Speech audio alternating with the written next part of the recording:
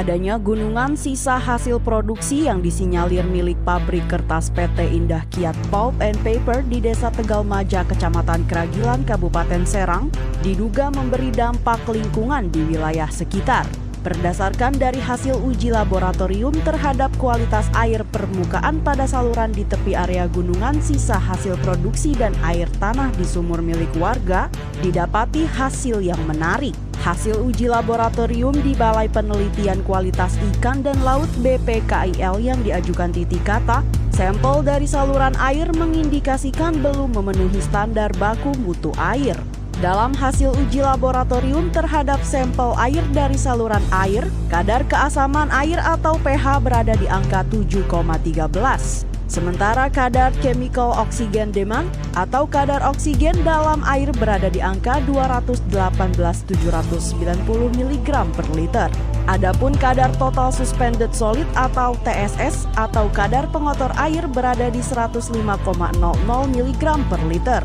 Elis Mursitolini, bagian pengendali hama penyakit ikan atau penyeliah laboratorium di BPKIL Provinsi Banten, bahwa sampel dari sumur warga standar mutunya masih dalam kategori cukup atau rentang berdasarkan kategori yang diuji oleh BPKIL dalam 3 unsur, yakni pH, COD, dan TSS. pH merupakan standar kualitas air yang layak konsumsi untuk kebutuhan masak atau minum, air mandi, dan mencuci. Sedangkan COD dan TSS adalah indikator konsumsi yang diperuntukkan bagi peternakan dan pertanian.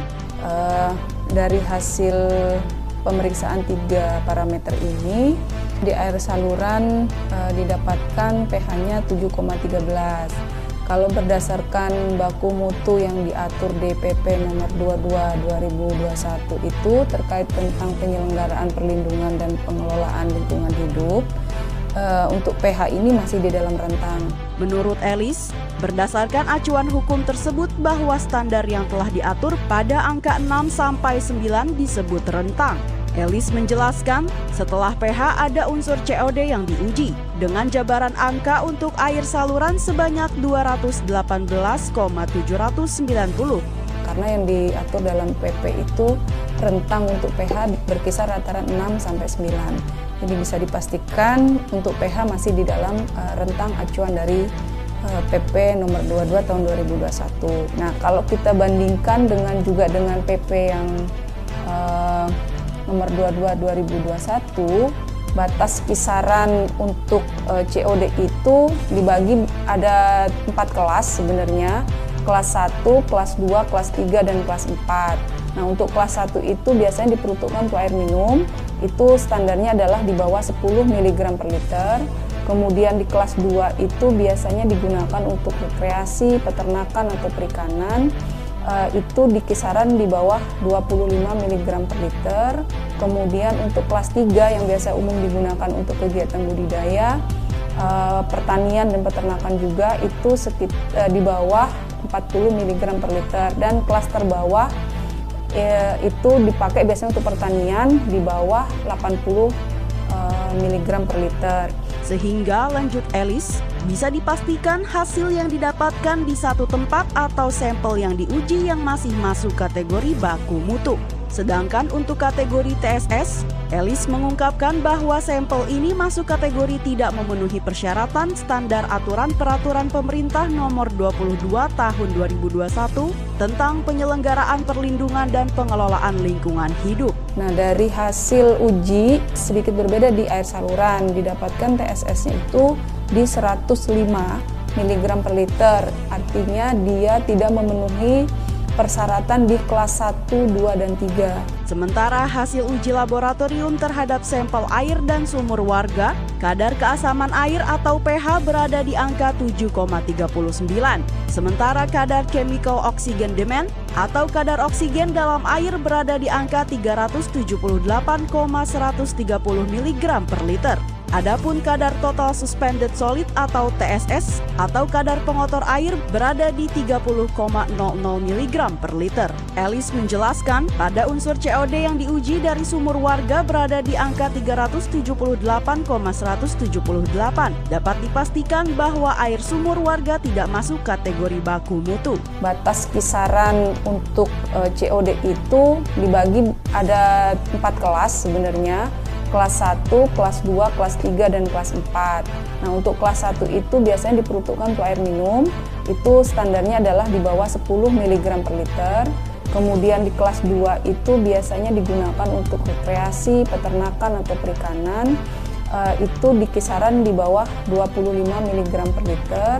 Kemudian untuk kelas 3 yang biasa umum digunakan untuk kegiatan budidaya, pertanian dan peternakan juga itu di bawah 40 mg per liter. Dan kelas terbawah itu dipakai biasanya untuk pertanian di bawah 80 mg per liter. Terpisah, Kepala Dinas Lingkungan Hidup DLH Provinsi Banten Wawan Gunawan mengaku beroperasinya gunungan sisa hasil produksi yang diduga dari pabrik kertas PT Indah Kiat Pulp and Paper di Kabupaten Serang itu dalam kewenangan di Dinas Lingkungan Hidup Kabupaten atau Kota. Sebetulnya kan di Undang-Undang Pendamping Sampah ini kan kita belum ada yang namanya Undang-Undang Pendamping ya. Kan sudah jelas yang namanya pengelolaan sampah sebagaimana di dalam Undang-Undang Nomor 18 Tahun 2008 bahwa pengelolaan sampah itu kewenangannya ada di kabupaten kota. Provinsi menjadi kewenangan provinsi adalah mengenai pengelolaan sampahnya itulah sampah terpadu. Itu pun kita belum. Namun, Wawan mengaku dalam hal gunungan sampah ini tidak ada aturan yang mengatur baik secara undang-undang ataupun peraturan gubernur. Sebagaimana di dalam Undang-Undang Nomor 11 Tahun 2020 mengenai Cipta Kerja dan ada beberapa turunannya mengenai PP 22 termasuk di PP berapa bahwa untuk semua industri harus ada pengelolaan untuk limbahnya, TPS-nya. Di Indah Kiat sendiri harus ada TPS untuk pembuangan sampah limbah domestiknya. Baik itu limbah domestik maupun limbah produksi ya, yang dihasilkan oleh perusahaan Indah Kiat itu. Kemudian juga terkait masalah pengelolaan sampahnya, limbahnya. Kalau memang sesuai dengan aturan sudah memenuhi dari mulai persetujuan teknis IPAL-nya atau limbahnya, itu bisa dimanfaatkan kembali. Salah satunya memang harus tujuannya sampah atau misalnya limbah itu harus dimanfaatkan kembali. Nah, untuk produksi yang namanya industri dalam hal ini Indah Kiat. Nah, sementara ini kewenangan yang namanya sampah di perusahaan itu kan kita tidak bisa istilahnya menjamin bagaimana sih untuk jaminan kesehatannya si yang mengumpulkan itu.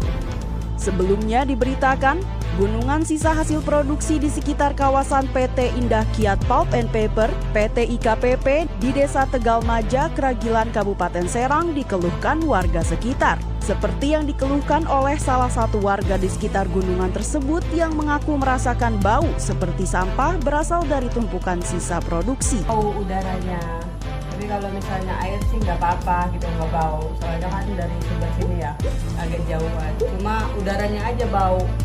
Pas dicampulin apa di apa gitu, kalau sini air, anginnya itu bau. Gitu aja sih, sama berisik. Kayak sampah gitu. Iya, menyengat bau. Kadang-kadang. Kalau buat ini ke lingkungan ke yang lain? Enggak sih, bisa aja ya, cuma bau doang. Sementara Umar Ali, 68 tahun, tokoh masyarakat yang tinggal bersebelahan dengan PT IKPP atau tepatnya di Kampung Bale Endah, Kecamatan Kragilan, Kabupaten Serang, mengaku sebelum berdirinya PT Indah Kiat, wilayah Kecamatan Kragilan tidak mendapati pencemaran lingkungan. Tak menampik, Umar mengungkapkan warga Kecamatan Kragilan sudah acuh tak acuh terhadap PT Indah Kiat dalam beroperasi. Ya, masing-masing bakal mendengar mah orang dalamnya juga gitu mengarahkan ke limbah itu. Yang dekat mah rakyat kecil yang dekat-dekat mah ya ke limbah itu cari macam-macam. Ketemunya ada besi, ada kardus, ada apa lagi sewaktu-waktu tuh ya asam mah kurang. Ya, sekarang mah dulu mah betul itu. Aduh baunya luar biasa. Senada dengan itu, M, 40 tahun, warga desa Tegalmaja, Kampung Pinggir Kali, Kecamatan Kragilan, yang tinggal di belakang PT IKPP pun mengeluhkan kondisi lingkungan kediamannya. Ya ada ketuanya bau limbah. Ini dulu sampahnya masih boleh diambil sama masyarakat sekitar sini, Pak? Iya dulu mah. Sekarang perketat, nggak boleh. kenapa tuh, Pak? Kenapa? Ya nggak boleh, ya nggak boleh aja. Karena buat dia segala-galanya kan. M berharap pihak terkait dapat bertanggung jawab pada pencemaran lingkungan terhadap dampak kebersihan. Paling intinya jalan sama kebersihan ya, Pak ya? Kebersihan karena saya mah kurang tahu apa-apa gitu. Orang masyarakat kecil, rakyat kecil, saya nggak tahu apa-apa. Di sini juga numpang, perintah sama Indah Kiat tanggung jawab untuk kebersihannya. Redaksi Titik Kata sudah mengirimkan surat permohonan wawancara untuk klarifikasi terhadap uji laboratorium ini kepada PT IKPP Serang. Surat tersebut dilayangkan dengan nomor surat 20-SP-TK-4 Romawi-23 Romawi yang dikirimkan pada 27 April 2023. Namun hingga kini belum mendapat respon. Hingga informasi ini disampaikan, Titik Kata masih terus berusaha menggali informasi lebih jauh.